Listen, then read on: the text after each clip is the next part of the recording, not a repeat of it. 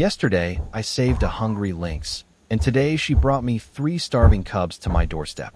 I never thought I would see something like this in my lifetime. Living alone in a wooden cabin in the middle of the forest, I had grown used to seeing wild animals from a distance, but never this close, never this personal. Yesterday evening, as the sun dipped behind the trees, I noticed movement near the edge of the clearing. At first, I thought it was just another deer or maybe a fox, but then I saw her. A lynx, thin and exhausted, her ribs showing, her steps slow. She stopped and looked at me. Her eyes weren't aggressive, they were pleading.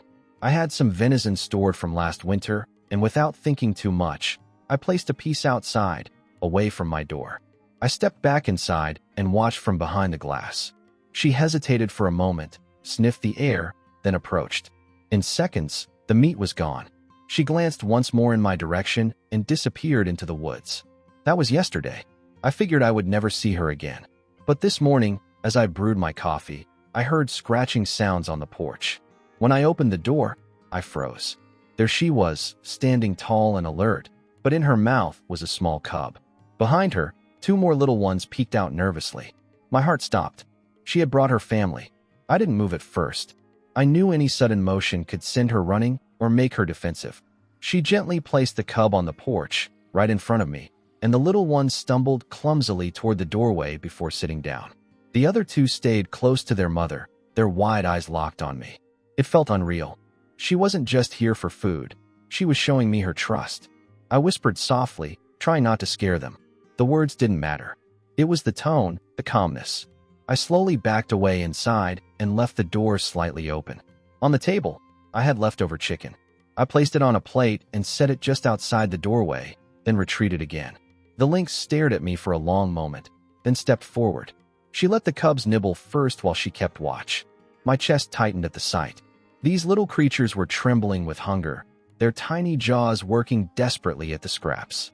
Later, I called my friend Mark, who has worked in wildlife rescue. When I told him what was happening, his voice was firm.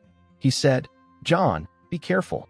A wild lynx can be unpredictable, especially with cubs. Don't try to touch them. Don't get too close. Provide food if you want, but keep your boundaries." He wasn't wrong. One wrong step, and it could end badly, for me or for them. That day, I couldn't focus on anything else.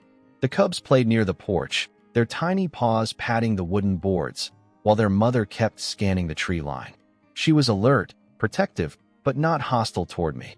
I realized she must have felt desperate enough to risk bringing them here. Maybe she remembered that yesterday I didn't harm her. Maybe she saw me as the only option. At one point, one of the cubs, the boldest of the 3, wandered closer. He sniffed the threshold just a few feet from me. His mother's ears twitched, and I held my breath, waiting to see if she would react. She didn't move, just watched. That moment shook me. It was as if she was testing me, weighing whether I was safe enough for her little ones. I whispered, "You're safe here, little guy," and he finally backed away, returning to his siblings. As the day turned into evening, I decided to help without making them dependent on me. I built a small shelter from branches and bark near the tree lean, far enough from the cabin but close enough that they could find it. I left some food near it, then stepped away. When I checked from the porch later, I saw the cubs curled inside while their mother sat at the entrance, keeping guard. The sight nearly brought me to tears. That night, I sat by the fire, replaying the day in my mind. The forest outside was quiet, but I knew they were there, just a short distance away.